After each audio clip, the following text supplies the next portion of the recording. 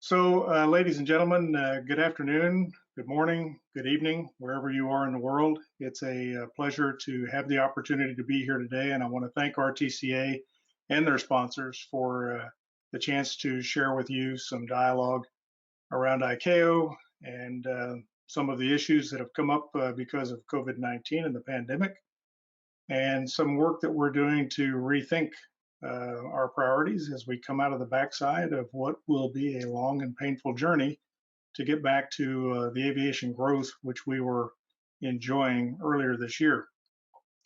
Terry has actually done a little bit of my work for me, and that is to essentially do a little intro on ICAO, because I think that it is important to put ICAO's role in perspective.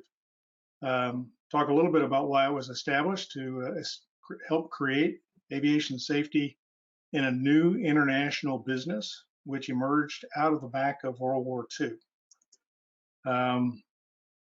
We were established in 1944, as you'll recall. The war was not even over when the states that got together established the convention. And since that time, we have grown to actually 193 states. This slide is a little bit outdated. There are now over 12,000 standards and recommended practices which have been established by the ICAO Council on behalf of the member states, which provide the framework under which all of the states in the world actually create their own standards. And those standards essentially are written into the law or regulation in each of the member states, and then the industry then complies with those national standards to be able to operate in an international world. And that relationship between the ICAO standards and the national standards and regulations is a key component of how we have evolved the system over the past 75 years. Now, as we've done that, we've also come to recognize that aviation is a key component in a global economy. And that can be good, and that can also be incredibly destructive, as we saw with the spread of the pandemic this year.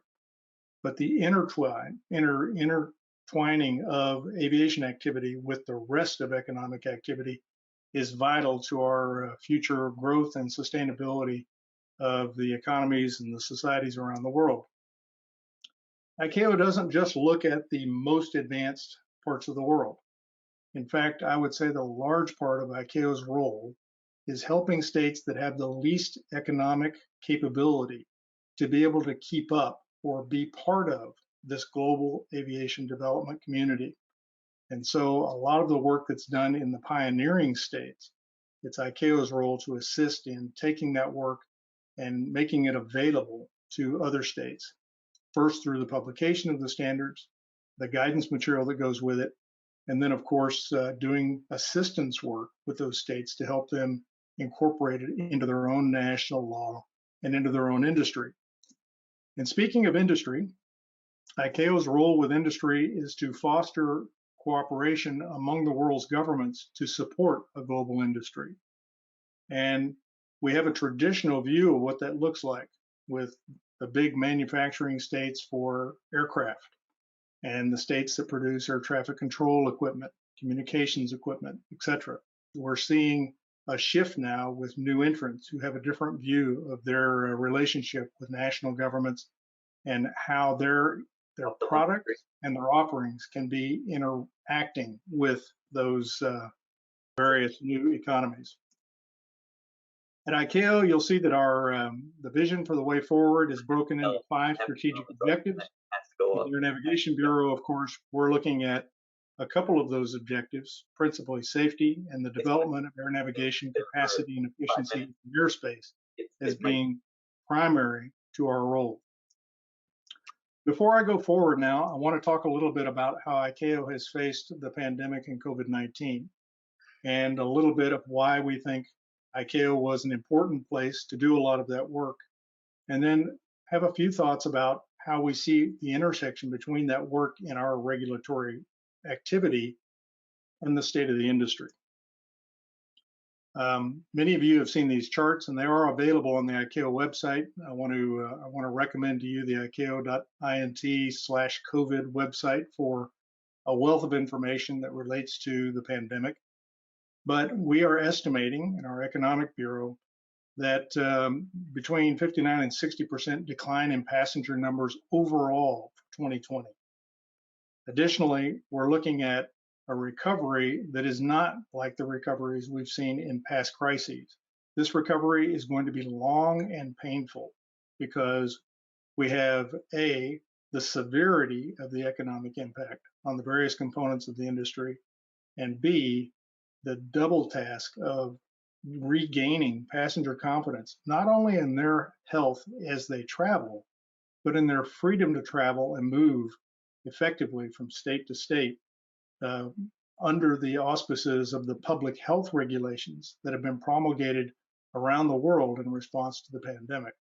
The varying forms of pandemic lockdown or restriction or testing criteria have really made it difficult for someone to plan an international trip. And we are very concerned about the ongoing evolution of these capabilities. And so ICAO has spent a lot of time working on that. Before I go to the recovery part of that, though, I want to just point to the ICAO website. This is the website that contains a lot of the links to our guidance that has been issued in the past. A lot of that guidance relating to how we could alleviate the impact of the pandemic and the lockdowns on safety protocols. How does a pilot get training on time? Can we extend the validity of licenses? How long would that be accepted in another country if we did that? So the guidance was all laid out for states, and they have implemented it pretty uniformly around the world. And we run a website that allows states to see how some of those alleviations have been taken into account. The other key component of what we've been doing is working with public health authorities around the world in our cooperative arrangement for public safety and health, the CAPSCA program. CAPSCA is actually a voluntary construct that was formed during the pandemics in the late 2009-2010 timeframe, and it gained a lot of operational capability during the Ebola outbreaks in 2014-15. During this pandemic, we've leveraged the CAPSCA partnerships between ICAO, the World Health Organization, the airline industry, and public health authorities around the world so that we could try and create some sort of a common set of expectations for the testing that would be required, for the protocols for public health screening, for disinfection and protection of passengers and air crew, and then trying to find ways where we could have a common understanding of how to restart. We started that with last spring with the public health corridor concept, the idea that initially we were trying to keep cargo operations alive so that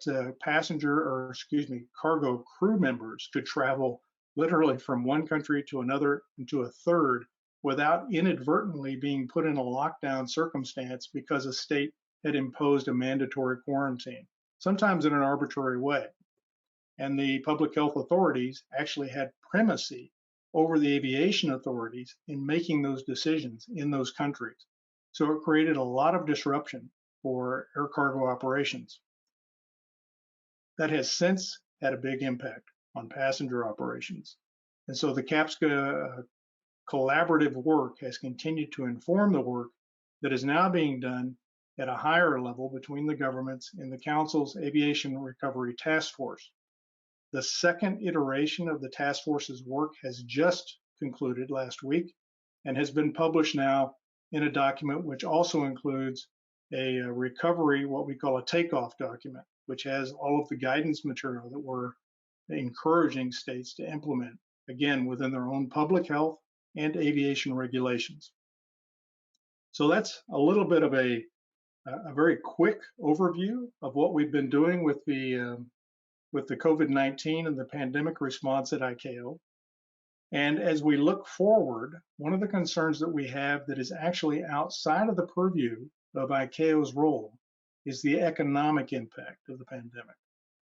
As we look forward, we're seeing a continued cash burn for all of the airline operators, literally all of the airline operators in the world, at a rate that will cause a substantial surge of bankruptcies and loss of business capability among many of the members of the airline community.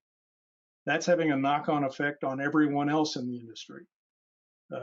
Airports, air navigation service providers, MROs, even aircraft manufacturers.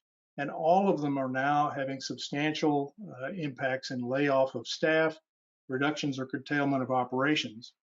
And that's having us take a pause and think first from the ICAO perspective, what will be the impact on global safety? We're not too worried right now on operational capacity and efficiency because over 10,000 airframes are parked at airports around the world, waiting for the pandemic's effects to be remediated so that they can be returned into the operational aircraft fleet.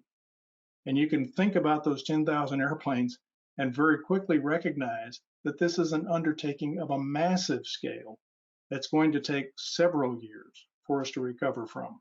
So that's a quick summary on what we're worried about with COVID.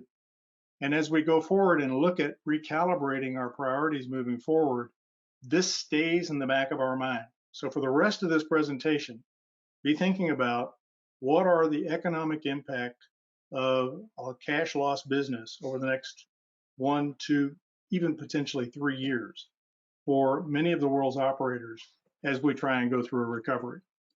Now, I'm going to shift gears and take you into the part of this that really relates to our role, and that is these future activities. And we're going to continue and talk about how we're integrating innovative players in the system, and then what we think the next steps really are. And I'm going to go pretty fast, and I apologize for that, but that's something we have to do to keep things in the time frame that we're in. Very quickly, I want to just summarize the landscape at ICAO. There are 19 annexes in the Chicago Convention, and I love these 3 slides, which you'll have access to later, which summarize how the different annexes come together. Each of these annexes is managed by its own panel or expert group contributing to the development of the annex material and also the guidance material that goes with it. And the bottom line is all of this work comes together to do what the bottom of this slide says, allowing the international aviation system to have an absolutely enviable safety record. Safest form of transportation in the world, with the exception perhaps of the escalator. So it's really a credit to the professionals who have been part of developing this system.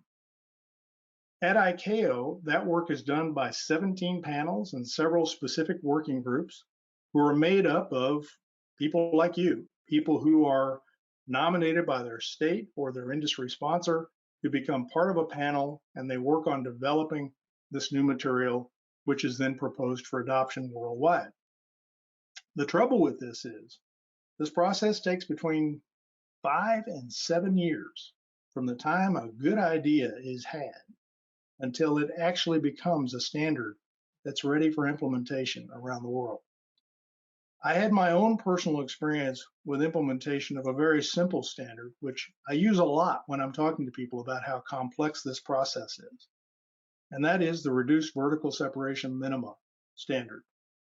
The change in accuracy that came with an air data computer that would allow 1,000 foot separation above 29,000 feet instead of 2,000 feet. Seems like a pretty straightforward change. That change caused so many operational, procedural, and regulatory changes that it took over 20 years to develop the first rollout in an airspace. And from the time of that first rollout in the North Atlantic in 1997, it took another 15 years to complete the rollout around the world, completing in Russia in 2012. That was a simple change in the accuracy of an air data computer. So you can imagine what it's going to take to change for artificial intelligence or a connected system. Datacom has been in use in major air transport aircraft since 1994, but it is still not widely used in continental airspace for widespread air traffic control and certainly not in a way that connects to the automation on the flight deck and in the air traffic control center in a meaningful way. So we have a long way to go there. And that work is what we're going to be talking about here, because even with the pandemic, it's still vitally important to the continued growth and sustainability of our industry. So I've used these slides before. They won't be unfamiliar to many people, but my belief and the belief of the staff in the Air Navigation Bureau is innovation starts at ground zero. It starts on the flight deck, it starts in the air traffic control room, it starts in the engineering bay. These are the people that actually know how the system works, and they have ideas every day on how the system can be made better. Part of ICAO's role is making the process of proposing and moving those changes accessible for those people through their unions, through their management, through the industry innovator that they work for. Working in the Global Air Navigation Plan, we have the aviation system block upgrades, and our belief is that the block upgrades are the avenue by which all of these changes should be vetted for global consideration. And the sooner we can inoculate or develop these global considerations into a nation's regulatory thinking or its industry's thinking, the more quickly we can develop global standards that are actually ready for uptake. So I'll talk a little more about what we mean by this, but essentially this is turning on its head a little bit the tried and true method of development and implementation that we've done in the past. We're actually wanting to stop and say, what works for the controller, the pilot, the technician? And if it works for them, and a regulator can approve the airworthiness, the flight operations, and the air traffic control methodology, then you can look at the cost benefit and the operational feasibility. Until you do the human factors work on the front end, it's generally just a concept or a vision, and it doesn't get much further than that. So how do we evolve these standards moving forward? We believe that they have to be developed more within the states, working with their industry, and we're seeing this a lot with UAS, and I'll talk about that as we move forward. But we're also looking at big things, wake turbulence separation, time-based separation, being developed in Europe, and it was implemented at London Heathrow. We think there's a way to take all of that work that was done at London, for instance, and make it available for global adoption, even though it was done right there in country with their own industry experts. And there's not a single thing about it today in the procedures for air navigation, ATM, coming from ICAO. And we want to take that material and make it available based upon the regulatory approval process that was accomplished by the UKCAA, working with the controllers, pilots, and with the airport and ANSP authorities. What makes that possible? Annex 19. Our belief is that safety management systems and safety risk assessment is absolutely the core of any of these changes. It still remains the #1 priority that we have something vetted for the purpose of our working well in a way that everyone can understand. So those are really interesting words, but how does this take effect in priority? Now, I'll press this and there's going to be a video, and when it does, this video has some of the SpaceX footage from the Falcon 9 Heavy launch and recovery that was done a couple of years ago in Florida. And the fascinating thing about this, and what I use it for to talk to people, is to recognize that autonomous flight with really, really impressive energy and mechanical challenges is already being done in the aerospace world. And that was one view. This is the view that excites the public. 2 boosters coming down out of the sky, supersonic, less than a minute before they land on the ground, and doing it essentially without human intervention. totally computer controlled. Now, what made that okay in the environment where that happened?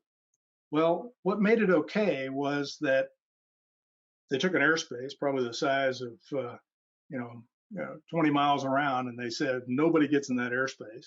They segregated it, was A. And B, they had safety protocols that they considered to be acceptable for the participants. And C, they had a regulator that had a set of rules that permitted that utilization of technology in those conditions that was different from the rest of their regulatory regime. And we're having to take the same look at other parts of the industry. Talking about drones, we're talking about other kinds of interactions, and they have to be addressed differently. So the next type of operator, drones. We want to bring RPAS, the Remote Piloted Aircraft System, was what ICAO worked on for almost the last 15 years, to bring an IFR-capable unmanned aircraft into the airspace alongside of airliners. But who would have thought that in the middle of that march, we would be inundated with hundreds of thousands of unmanned aircraft systems being flown principally by hobbyists, but more and more by professionals, with more and greater capabilities being introduced into the airspace every day. They need to safely coexist. Our operating paradigm in the original use of these systems was, let's just make sure that they don't get in anyone's way, and see and avoid. They have to be capable of see and avoid before we let them interoperate. Well, see and avoid with a drone that is this big is impractical. But detect and avoid is certainly practical and requires a new way of thinking. And it's something that has to be introduced into the airspace and done in a way that's repeatable between the United States, Europe, China, and other parts of the world where they're actually using the drones in real day-to-day operations.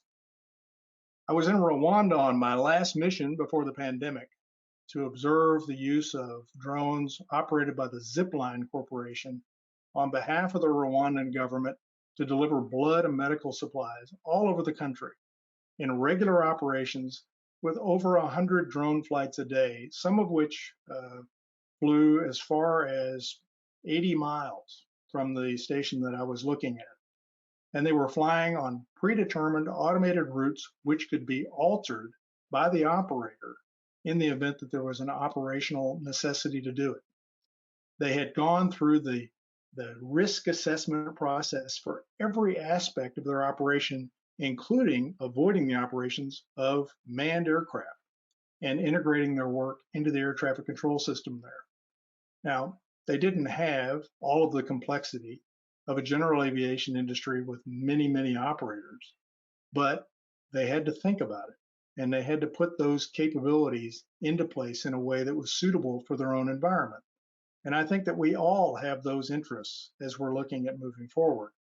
But the lessons that can be learned in developing parts of the world where they can gain the real benefit from these operations can frequently be gained there. And then we have to find a way, working through ICAO, to bring that home and integrate it into regulation, sometimes in the states where the corporations are actually headquartered, sometimes in other parts of the world that have the same interest or same capability that they'd like to move forward. And of course, the holy grail with drones is with automated flight, putting that paying passenger in the operation and letting them go from point A to point B very rapidly. And so the urban air taxi, air transport concept is alive and well, and actually is protected to some degree from the pandemic, because the people who are investing in that venture capital style development are people who are frankly making money in this environment. So we have to think about how we're going to support the airworthiness development work that has to happen there, again, using the safety risk profiles that are perhaps different from what we had thought they would be in other environments. Now, I want to play another video if I can. I'm going to see if this is going to work. And this one is interesting because it takes a lot of these concepts and puts them into operations that we all know and love. And that is the use of essentially autonomous operations to fly an airplane with passengers on it and take it in the air traffic control system that we know today and fly it onto a runway in an emergency operation when the pilot is incapacitated. The FAA worked with the manufacturer for, as I understand it, almost 7 years to develop the approval for the use of this system. And of course, that use is predicated on the idea that this is an emergency and that you wouldn't be using the system in normal operations, but it beats the alternative, which would be the loss of the aircraft and the souls on board in the event of an incapacitated pilot in the most critical situations.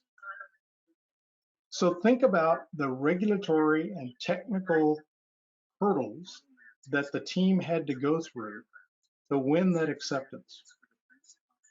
And they worked on that probably nonstop with a team of folks in the regulator who had to become as expert on their system as they were in order to make the judgment that the government could make the approval. At the end of this process, where they have this approved, now I want to repeat it in 192 other states. And that's the challenge that I think that we're all facing as we move forward with a system of this complexity and this sophistication.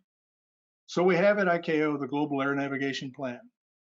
So in the same period of time that it took Garmin and Piper and the FAA to develop this emergency autoland system, we publish a new version of the Global Air Navigation Plan every 6 years. We update it minimally in a 3-year increment, but it's really a 6-year march to the next refresh of the document. And this last refresh was significant because we went to an online platform with many parts of the GAMP in an online form that can be updated more rapidly. But rapid updates are not necessarily as important for a planning document like this as having the ability to move rapidly through what the process that the GAMP outlines is. And that's something that we have to work on. Presuming for a minute that you've done that and you've gotten yourself a very sophisticated airplane that is capable of updates, do you connect it to anything? And that's the next big challenge that we're working on at ICAO, and that is technology and information fully connected anywhere so that we can have full situational awareness that's going to facilitate the work of the pilot, the air traffic controller, the operator of the system at large in a way that they've never been facilitated before. Remember, it's only 6 short years ago that we had a Boeing 777 disappear and had no way to intervene in that loss because of the probable unlawful interference on the aircraft. A lot of work has been done in the meantime to find ways to be able to do interventions or do sensing that can allow us to have awareness and operational capability in events of that nature in the future. All of it requires connectivity. And that connectivity today is unfortunately threatened by the fact that we have bad actors in the world who have an interest in disrupting or even threatening our systems. And so we're trying to develop a digital trust framework for aviation architecture that will help us to withstand and ferret out those kinds of attacks. Our vision is to have the civil aviation sector be resilient to cyber attack, remain safe and trusted globally, while continuing to innovate and grow. That architecture comes with processes and procedures to guarantee that stakeholders are providing or consuming data and information in an aviation ecosystem are identified and are the same stakeholders, and the messages they are exchanging are trusted. And that's a key component of our system, is trust. So, where are we now? I have my last video to play for you. Where are we now in aviation? Well, we're not where we would like to be necessarily, but we're not that far away, I don't think, if we continue on the path that we're on now. Now, this is a homegrown video, but I thought it was fun because I'm essentially showing you a video of automated driving in a car that's sensing all of the traffic around it. And as it's making its decisions, I'm going to ask the car to take and put me in the right-hand lane. Whoops, I got to turn that out of the way. And you'll see the line on the right go red, and that'll be because there's traffic in the way, and then it will clear, and the car will put itself in the lane adjacent to the right. And when it completes that, it turns the blinker off. Now, that was 2 years ago. That car today will navigate from point A to point V, putting itself in the correct lanes to take exits, go through the exits in the interchanges, resume its speed back on the next interstate, and will essentially do all of that navigation, getting into the passing lane, passing cars, putting itself back in the right-hand lane when it's finished a pass. And all of that capability was delivered over the air, utilizing the internet, heaven forbid. So that's where we are now. We have the capability to deliver fully capable renewal of systems in a way that we have never had before. And we need a way for that to be accepted by the regulators around the world who are making approvals, and for it to be legitimately safe. After the Air Navigation Conference in 2018, we began the work on developing a trust framework for aviation itself. We're working on identity management policies that will be promulgated around the world by regulators and will allow the development of technology and equipment in the airplane, in the air traffic control center, in sensing stations at airports all over the world. Network operations will be defined for performance requirements that will allow for dynamic and real-time monitoring and detection of cyber intrusion and cyber disruption so that those events can be recovered from. We'll never be in a position where we can prevent all of them. That's just not what happens. But we can be in a position to where we have resiliency and fallback capability moving forward. And we're working with some industry leaders in developing tests and frameworks that will allow us to test these capabilities. And of course, we're using the credibility of the regulator as the cornerstone of this architecture, because we believe the regulator already issues licenses and approvals all over the world, and the trust in those documents and approvals is what we can rely on as we promulgate a digital capability. And finally, this architecture works in collaboration with cybersecurity procedures and operational acumen. It does not replace them. They have to work side by side to deal with safety risks and cyber threats simultaneously in the same system. So we're working to again establish the identity and trust. You'll find an interesting proposal going to be coming out of ICAO here in the next few weeks for electronic pilot licenses that will allow for digital pilot licenses to be promulgated by states and accepted around the world. And this is a kind of a precursor to what we would expect for the airframe and the operation moving forward. So that's the trust framework. Now, I have a couple of slides that wrap this up and talk about the standards process in this new reality, this new environment. And that is essentially to say we have an integrated ComNav surveillance project that is underway because of the increasing pressure from outside of aviation to utilize spectrum in bands that are currently allocated for aviation. The systems that are used for ComNav and surveillance are very reliable, but they're old and they're not spectrum efficient. Today's technology is advancing very rapidly, principally due to innovations in the telecom industry. But our process can't keep up today. We have to reboot and find a new way of taking advantage of what is coming in that industry and giving them performance requirements that they can essentially develop to meet and prove for us in a way that's different from what we've done in the past. So we've started this task force to look at how to do this. And we're essentially saying, why is this still critical when we've melted down the industry with a pandemic? The pressure from the telecom industry will not stop because aviation is suffering. We're revisiting the CNS standards and specifications frameworks to reduce future risks and prepare for future growth, which will occur again.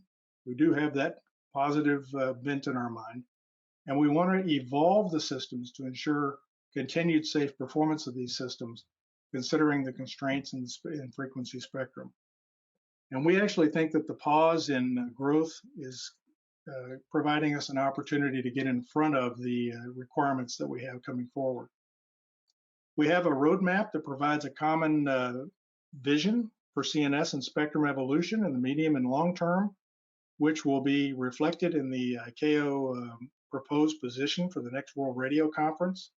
And we'll have a new voluntary technical specification framework, which facilitates the development of advanced technology standards in a timely manner. It should support speedier implementation of new technologies across multiple airspaces. Early adoption by industry or stakeholders will maximize the operational benefit and ultimately minimize the investment risk. And this will also help to filter out failure cases before we embark on standardizing these at ICAO. But again, that requires a lot of upfront work in the leading regulatory environments around the world: FAA, Europe and EASA, China, Singapore, other key players who are in the forefront of developing capabilities. We intend that this would deliver benefit to all states because it facilitates the introduction of these technologies in essentially a way that is standardized, so that if the industry innovates once, it doesn't have to innovate for different regulatory regimes that are not consistent with one another, especially as we start to integrate operating concepts with the technology. Go back to the video on the emergency auto land, the number of decisions and assumptions on how that had to work, that had to be satisfied for one regulator, will frequently require a different set of decisions with another regulator unless we have common understanding of what's required. And finally, the last slide I'll put up here is essentially a vision of how these standard frameworks will help us with more rapid system development and introduction. We think this accommodates more stakeholders. Remember, we're not just talking about big iron. We're talking about UAS. We're talking about automated ATM systems. We're talking about sensing systems that can take the entire environment and allow much more interactive use of the intelligence that's on each of the vehicles and ATM systems in a way that we haven't been able to exercise in the past, and use less spectrum in the process. And I'll put in a plug for the ICAO Innovation Fair that's coming forward here in December the 7th to 11th. It's a virtual event. You can look for it on the ICAO.int website. And it's a place to continue this discussion